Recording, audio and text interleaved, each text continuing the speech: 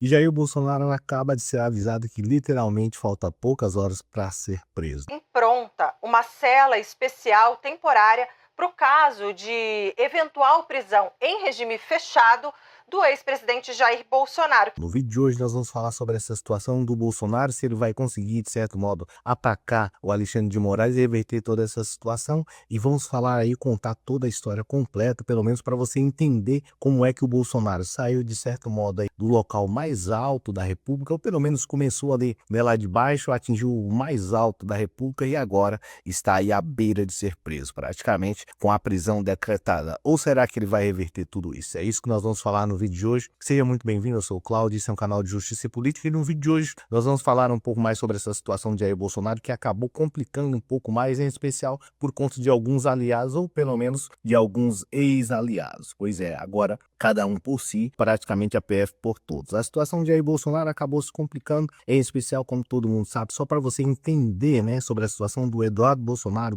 Silas Malafaia e Valdemar da Costa Neto pulando do barco. Bem, a situação de Jair Bolsonaro praticamente se complicou, em especial a partir do momento que ele perdeu as eleições, e aí você sabe, foi para os Estados Unidos, voltou e praticamente ele achava que até naquele dado momento ele iria literalmente resolver a situação, né? Ele iria peitar o Lula e ia, de certo modo, ali bater de frente ali com o Lula e disputar em 2026. Só que as coisas saíram do controle a partir do momento que a PGR praticamente partiu para cima dele com tudo e praticamente decretou ali a prisão do Bolsonaro, ou pelo menos acusou ao STF.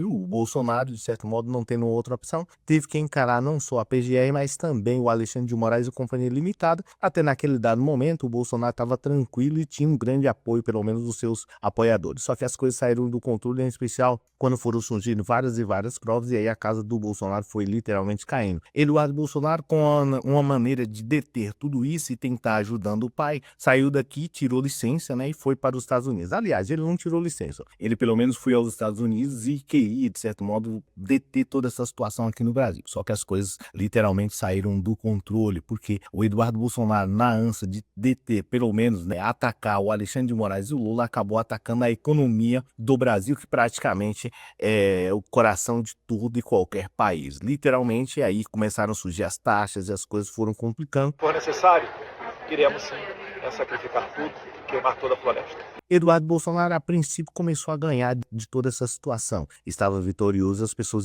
pensaram que literalmente era o fim do Alexandre de Moraes, do Lula e Companhia Limitada, só que as coisas saíram do controle porque a partir dali o Lula ganhou praticamente a bandeira do nacionalismo e o Bolsonaro saiu como vilão, porque as coisas começaram a aumentar, ou pelo menos, né, muitas pessoas tiveram prejuízos, em especial aí o pessoal do agro. Mas enfim, o que Bolsonaro ganhou com tudo isso? A PGR praticamente pediu 40 anos de jaula. Eduardo Bolsonaro reagiu diante de tudo isso, achando que iria resolver toda essa situação, só que a PGR não se contentou. Alexandre de Moraes e praticamente o Gonê atacaram firmemente aí o Eduardo Bolsonaro e mais o Bolsonaro, porque agora não é mais só 40 anos de jaula. Complicou mais, ou seja, crimes de obstrução de justiça. Quando você, de certo modo, vamos dizer assim, falando de uma maneira mais simples, que você ataca ali o promotor do caso, o juiz do caso e tenta não, de certo modo, fazer com que não haja justiça. E aí, a PGR agora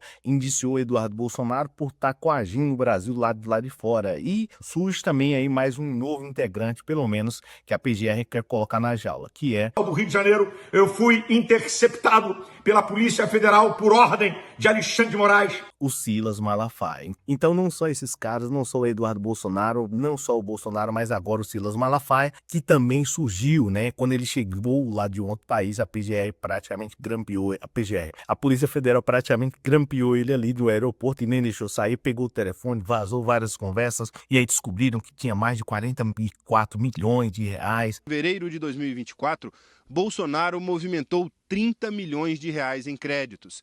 No celular do Bolsonaro, no conversas absurdas em relação ao Silas Malafaia, enfim, a coisa saiu do controle e praticamente todo o plano ruiu do Bolsonaro. Mas a pergunta que fica é, e agora, Bolsonaro vai reverter essa situação? Para poder piorar, parece que de certo modo agora pegaram a Michelle Bolsonaro, que também vai responder por crimes da justiça. Não só a Michelle Bolsonaro, mas Silas Malafaia e Companhia Limitada. Ou seja, a situação desandou de vez.